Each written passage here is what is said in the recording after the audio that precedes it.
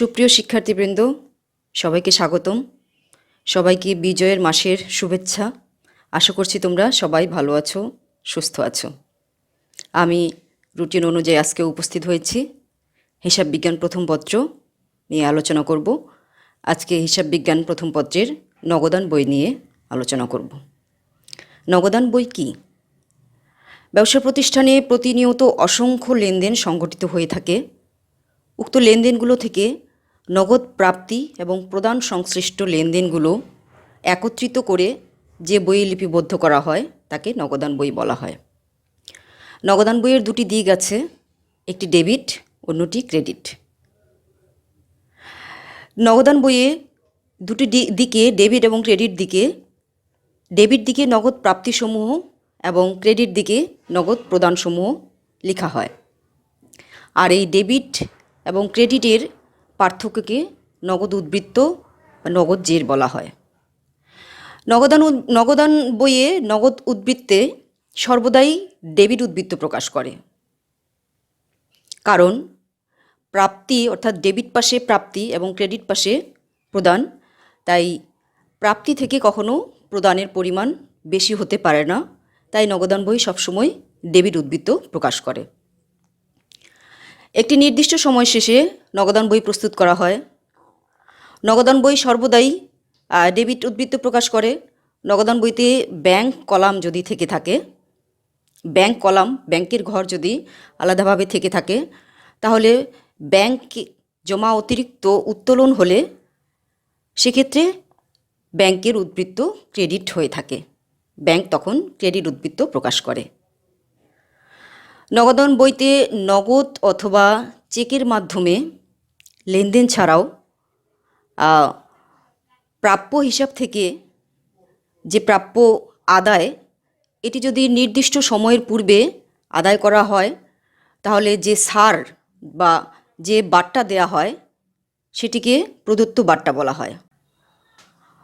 অপরপক্ষে প্রদেয় হিসাবের প্রদেয় টাকা পরিশোধের ক্ষেত্রে যে ছাড় পাওয়া যায় তাকে প্রাপ্ত বাট্টা বলা হয়।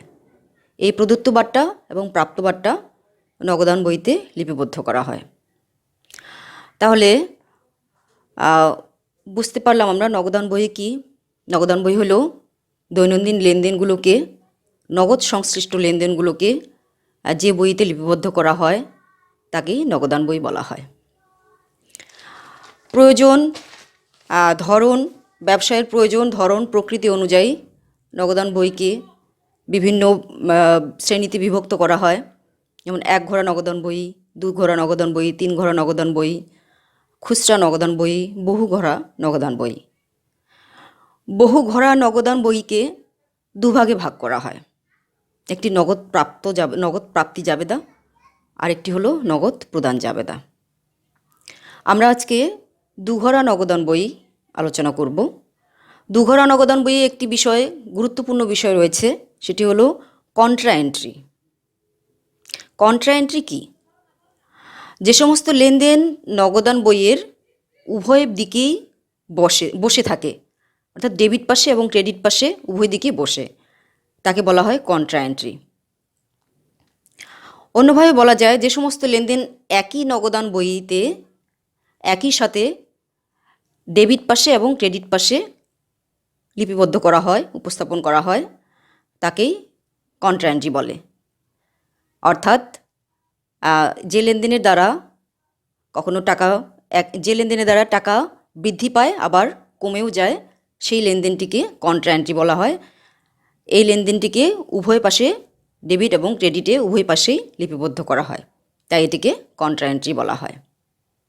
যেমন ব্যাংক থেকে টাকা উত্তোলন করা হলো, আরেকটি হলো ব্যাংকে টাকা জমা দেওয়া হলো, এ দুটি কন্ট্রা এন্ট্রি। কন্ট্রা এন্ট্রি যখন আমরা লিখব, যখন নগদান বই করব, অঙ্কটি যখন করব, তখন কন্ট্রা এন্ট্রি করার সময় ক বা সি সংকেত দিয়ে আমাদেরকে চিহ্নিত করতে হবে। দুঘোড়া নগদান বই প্রস্তুত করব আমরা। দুঘোড়া নগদান বইতে দুটি ঘর থাকে, একটি নগদের ঘর আর একটি ব্যাংকের ঘর। একটি হলো নগদান বইয়ের ঘরে নগদের ঘরে নগদ সংশ্লিষ্ট লেনদেন যেগুলো রয়েছে সেগুলো লিখব, আর চেকের মাধ্যমে যেগুলো লেনদেন সেগুলো আমরা ব্যাংকের ঘরে লিখব। আমি এখানে একটি অঙ্ক তুলে দিয়েছি নগদান বইয়ের সমস্যা। মিস্টার আলমের হিসাব বইতে নিম্নোক্ত লেনদেনগুলো 2018 সালে জানুয়ারি মাসে সংঘটিত হয়। জানুয়ারি 1-এ নগদ তহবিল 30,000 টাকা, ব্যাংক জমার উদ্বৃত্ত 40,000 টাকা। জানুয়ারি 5-এ আঁচলের নিকট হতে নগদে পণ্য ক্রয় 10,000 টাকা। জানুয়ারি 6-এ অনিকের নিকট নগদে পণ্য বিক্রয় 15,000 টাকা। জানুয়ারি 10 ব্যাংকে জমা দেওয়া হলো 10,000 টাকা। জানুয়ারি 15 ঐশীর নিকট থেকে 18,000 টাকার একটি চেক পাওয়া গেল। জানুয়ারি 20-এ ব্যাংক হতে অফিসের প্রয়োজনে 12,000 টাকা এবং ব্যক্তিগত প্রয়োজনে 2,000 টাকা উত্তোলন করা হলো। জানুয়ারি 30 তারিখে ব্যাংক কর্তৃক মঞ্জুরিকৃত সুদ 500 টাকা ও ধার্যকৃত চার্জ 300 টাকা। জানুয়ারি 31 তারিখে নগদ উদ্বৃত্ত 5,000 টাকা হাতে রেখে অবশিষ্ট টাকা ব্যাংকে জমা দেওয়া হলো। এখানে বলেছে নগদ উদ্বৃত্ত 5,000 টাকা হাতে রেখে, অর্থাৎ আমাদের অঙ্কটি করার শেষের দিকে এই 5,000 টাকা হবে আমাদের ব্যালেন্স সিডি, অর্থাৎ নগদ উদ্বৃত্ত। এই নগদ উদ্বৃত্ত 5,000 টাকা আমাদেরকে হাতে রেখে বাকি, অর্থাৎ বাকি যে টাকাটা আমরা আগে 5,000 টাকা রেখে ডেবিট ক্রেডিট বিয়োগ করে যে পার্থক্যটা বের হবে সেই টাকাটা কথা বলেছে যে ব্যাংকে জমা দেওয়া হলো। তাহলে আমাদের ব্যালেন্স সিডি 5,000 টাকা রেখে অতিরিক্ত টাকাটা বা অবশিষ্ট টাকাটা আমরা ব্যাংকে জমা দেব। উপরোক্ত লেনদেনগুলো থেকে দুঘরা নগদান বই প্রস্তুত করো। এই লেনদেনগুলো থেকে আমাদের দুঘরা নগদান বই প্রস্তুত করতে হবে। তাহলে আমরা এখন নগদান বই প্রস্তুত করব।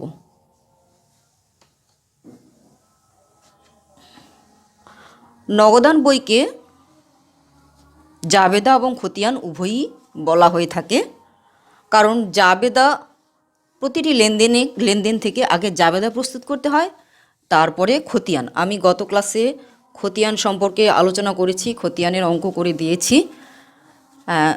নগদান বইয়ের যে ঘর করব আমরা বা ছক কাটব সেটি খতিয়ানের ন্যায় নগদান বইয়ের ছক। তাহলে আমরা অঙ্কটি করব। নগদান বই আমরা ছক করব।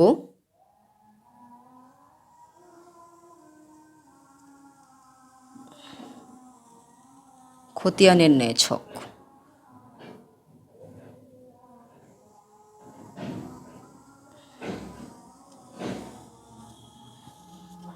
আগে সমান ভাগে ভাগ করে নেব। আমাদের এটা বাম পাশ ডেবিট, তারিখ, বিবরণ, জাবেদা পৃষ্ঠা, এখানে নগদ টাকা এবং ব্যাংকের টাকা। তারিখ, বিবরণ, খতিয়ান পৃষ্ঠা, নগদ টাকা এবং ব্যাংকের টাকা। এটি আমাদের ক্রেডিট পাশ, ক্রেডিট। তাহলে তারিখ, বিবরণ, খতিয়ান পৃষ্ঠা নগদ, অর্থাৎ নগদ টাকার ঘর, আর হচ্ছে ব্যাংকের ঘর। তারিখ, বিবরণ, খতিয়ান পৃষ্ঠা নগদ টাকা, ব্যাংক। ওকে, এটি আমাদের নগদান বইয়ের ছক, দুঘরা নগদান বইয়ের ছক।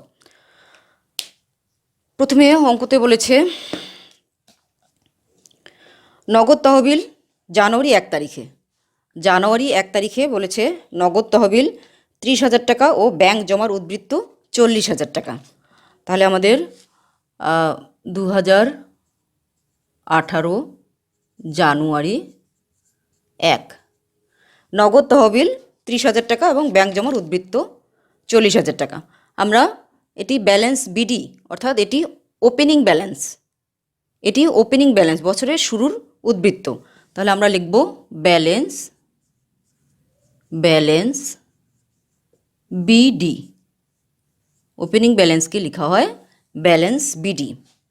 ব্যালেন্স বিডি আমাদের নগদের ঘরে 30,000 টাকা, 30,000 টাকা এবং ব্যাংকের ঘরে আমাদের 40,000 টাকা।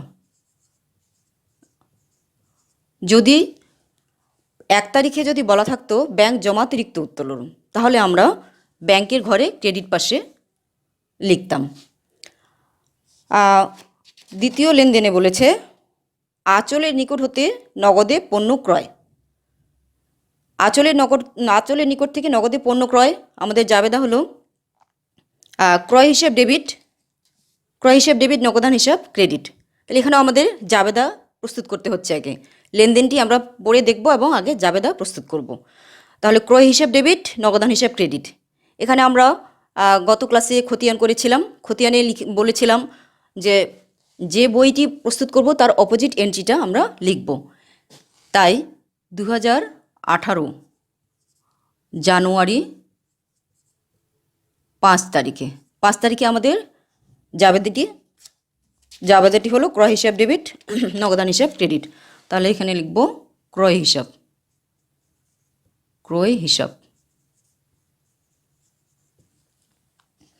হিসাবের টাকা 10,000 টাকা,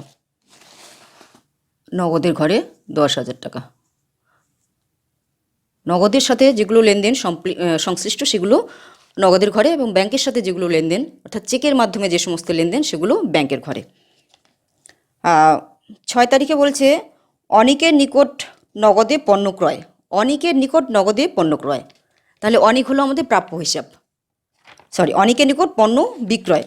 তাহলে অনিক হলো আমাদের প্রাপ্য হিসাব। জানুয়ারি 6 তাহলে নগদান হিসাব এবং বিক্রয় হিসাব, নগদান হিসাব ডেবিট, বিক্রয় হিসাব ক্রেডিট। আমরা লিখব অপোজিট এন্ট্রিটা নগদান হিসাব ডেবিট, বিক্রয় হিসাব ক্রেডিট। আমাদের নগদান বইয়ে কখনো ধারে লেনদেন সংশ্লিষ্ট হিসাব কখনোই আসবে না। নগদ সংশ্লিষ্ট হিসাব নগদান বইয়ে লিপিবদ্ধ হবে। বিক্রয় হিসাব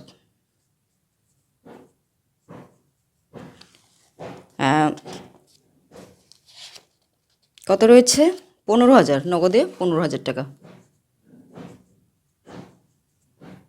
15,000 টাকা।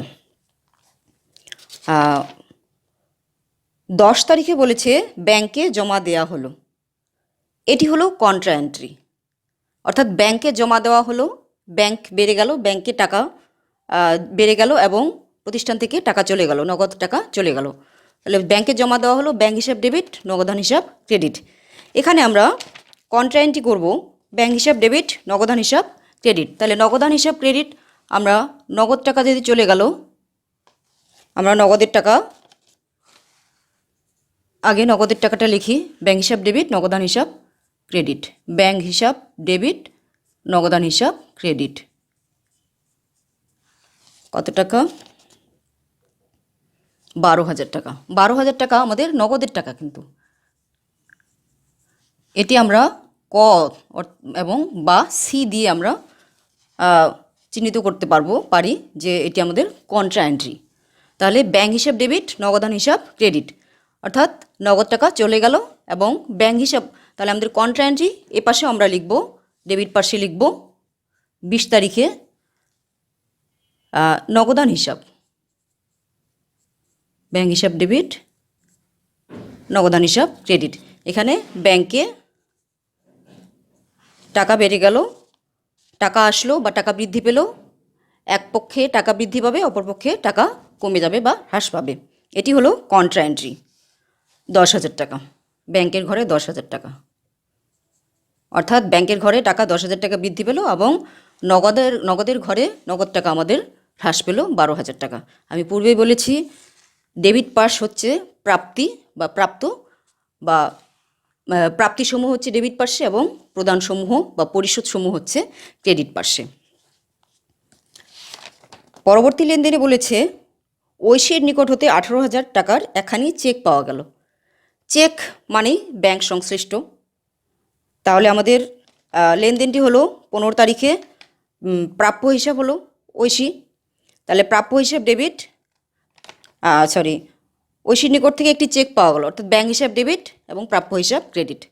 চেক পাওয়া গেল ব্যাংক, ব্যাংক হিসাব ডেবিট, ঐশী হিসাব বা প্রাপ্য হিসাব ক্রেডিট। তাহলে 15 তারিখে প্রাপ্য হিসাব, প্রাপ্য হিসাব,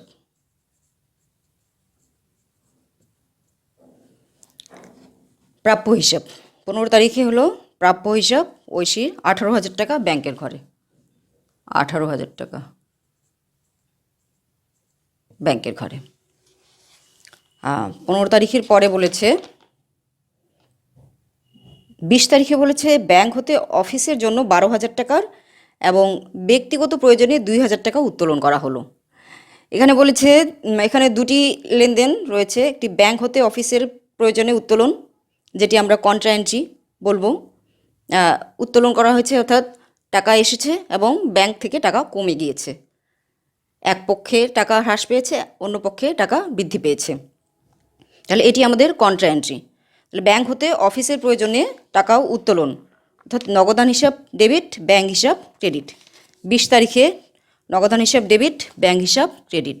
20 তারিখে নগদান হিসাব ডেবিট, আমাদের অপোজিট এন্ট্রিটা হলো ব্যাংক হিসাব, ব্যাংক হিসাব, নগদান হিসাব ডেবিট, ব্যাংক হিসাব ক্রেডিট। ব্যাংক হিসাবের 12,000 টাকা নগদের ঘরে বসবে, 12,000 টাকা। এটি হলো কন্ট্রা এন্ট্রি। এবং উভয় পার্শ্বে অর্থাৎ 20 তারিখে, এর আগেরটি ছিল 10 তারিখে, এটি 20 তারিখ, নগদান হিসাব, নগদান হিসাব, নগদান হিসাব 12,000 টাকা ব্যাংকের ঘরে। নগদান হিসাব 12,000 টাকা ব্যাংকের ঘরে।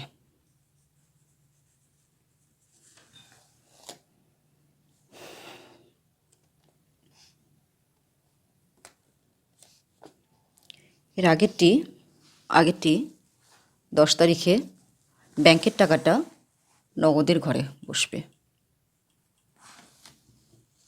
10 তারিখের ব্যাংক হিসেবে 10,000 টাকা, 10,000 টাকা। তাহলে আমাদের 20 তারিখের লেনদেনটি হলো কন্ট্রা এন্ট্রি, এটিও কন্ট্রা এন্ট্রি।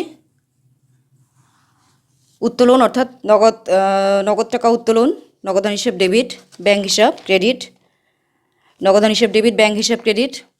ব্যাংক হিসাব ক্রেডিট লিখে নগদের টাকা, নগদ 12,000 টাকা, অর্থাৎ প্রাপ্তি হলো নগদ টাকা এবং ব্যাংক কমে গিয়ে 12,000 টাকা নগদান হিসেবে লিখে ব্যাংকের ঘর থেকে আমরা টাকা কমিয়ে দিলাম, অর্থাৎ ক্রেডিট পাশে আমাদের ব্যাংক কমে গেল। উক্ত তারিখেই আরেকটি লেনদেন রয়েছে, ব্যক্তিগত প্রয়োজনে 2,000 টাকা উত্তোলন করা হলো। ব্যক্তিগত প্রয়োজনে উত্তোলন হলে উত্তোলন হিসাব ডেবিট, নগদান হিসাব ক্রেডিট। উত্তোলন হিসাব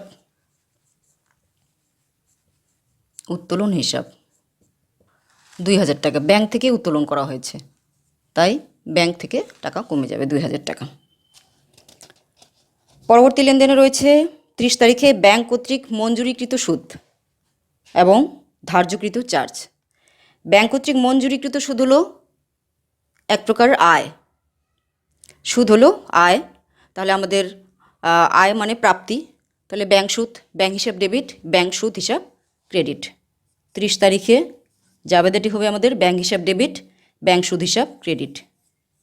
ব্যাংক সুদ হিসাব, ব্যাংক হিসাব ডেবিট, ব্যাংক সুদ হিসাব ক্রেডিট। কত টাকা? 500 টাকা, 500 টাকা। উক্ত তারিখেই রয়েছে ব্যাংক চার্জ হিসাব। ব্যাংক চার্জ হলো ব্যাংকের একটি খরচ, তাহলে ব্যাংক চার্জের ক্ষেত্রে হবে ব্যাংক চার্জ হিসাব ডেবিট, ব্যাংক হিসাব ক্রেডিট। ব্যাংক চার্জ,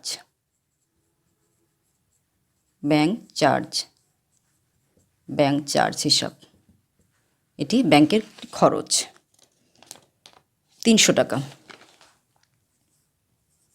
300 টাকা।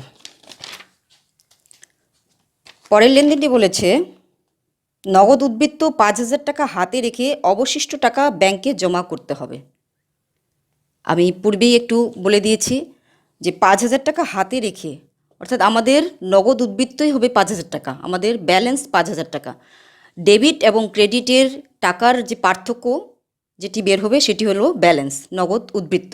এই নগদ উদ্বৃত্ত আমাদের বইয়ে বলেই দিয়েছে, প্রশ্নে বলেই দিয়েছে যে 5,000 টাকা আমাদের হাতে থাকবে। হাতে থাকবে মানে সেটি হবে ক্লোজিং ব্যালেন্স।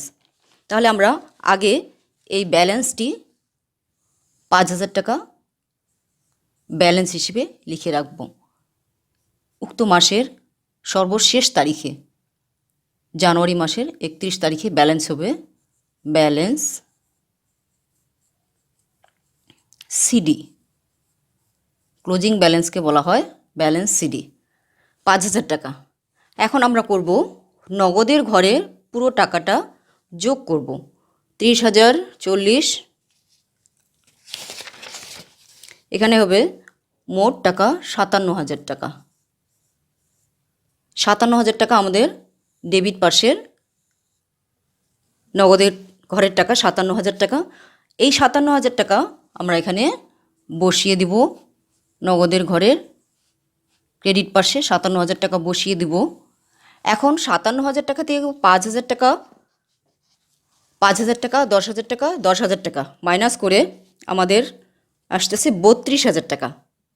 অর্থাৎ প্রশ্নটিতে বলেছিল যে 5,000 টাকা হাতে রেখে অবশিষ্ট টাকা ব্যাংকে জমা করতে হবে। ব্যাংকে জমা করতে হবে মানে এটিও একটি কন্ট্রা এন্ট্রি। তাহলে আমাদের অবশিষ্ট টাকা অর্থাৎ 57,000 থেকে 25,000 টাকা মাইনাস করলে আমাদের 32,000 টাকা থাকে। এই 32,000 টাকা আমরা ব্যাংকে জমা করব। তাহলে ব্যাংকে জমা করা হলো ব্যাংক হিসাব ডেবিট, নগদান হিসাব ক্রেডিট। ব্যাংক হিসাব ডেবিট, নগদান হিসাব ক্রেডিট। 31 তারিখে আমরা লিখব ব্যাংক হিসাব, ব্যাংক হিসাব আমাদের বের হলো 32,000 টাকা। ব্যাংক হিসাব 32,000 টাকা। ব্যাংক হিসাব 32,000 টাকা। এদিকে 31 তারিখেই তাহলে আমাদের অপোজিট এন্ট্রিতে হচ্ছে কন্ট্রা এন্ট্রি, ব্যাংক হিসাব ডেবিট, নগদান হিসাব ক্রেডিট। এখানে আমরা নগদান হিসাব,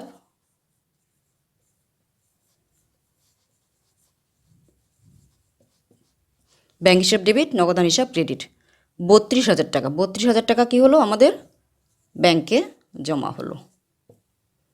এটি হলো contra entry. Contra entry, contra entry অর্থাৎ নগদান বইয়ের উভয় পার্শ্বেই প্রভাবিত করে। নগদান বই উভয় পার্শ্বেই প্রভাবিত করে কন্ট্রা এন্ট্রি। ডেবিট পার্শ্বেও বসবে, ক্রেডিট পার্শ্বেও বসবে। যে লেনদেন দ্বারা টাকা বৃদ্ধি পায় এক পার্শ্বে এবং অন্য পার্শ্বে টাকা কমে যায় বা হ্রাস পায় তাকেই কন্ট্রা এন্ট্রি বলে। তাহলে আমাদের কন্ট্রা এন্ট্রির 32,000 টাকা ব্যাংকে। এখন আমরা এই ব্যাংকের ঘরের টাকা যোগ করব। ব্যাংকের ঘরের টাকা যোগ করে আমাদের হলো টাকা বের হলো 1,05,000 টাকা। এই টাকাটা আমরা 1,05,000 টাকা লিখে এই ব্যালেন্স বের করব। 12,000, 2 14,000, 14,300 টাকা। 14,300 মাইনাস করলে আমাদের ব্যালেন্স বের হয় 86,200 টাকা। এটি হলো আমাদের ব্যাংকের ব্যালেন্স। তাহলে ব্যালেন্স সিডি হলো নগদের উদ্বৃত্ত, ব্যালেন্স সিডি, ব্যালেন্স অর্থাৎ ক্লোজিং ব্যালেন্স আমরা শুরুতে দিব ব্যালেন্স বিডি, ওপেনিং ব্যালেন্স। এই ওপেনিং ব্যালেন্সটি হলো গত বছরের ক্লোজিং ব্যালেন্স।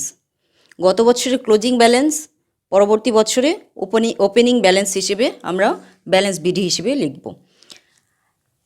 এ মাসের শেষ ব্যালেন্স হলো আমাদের তাহলে ব্যাংকের হলো নগদ টাকা 5,000 টাকা এবং ব্যাংকের ব্যালেন্স 86,200 টাকা।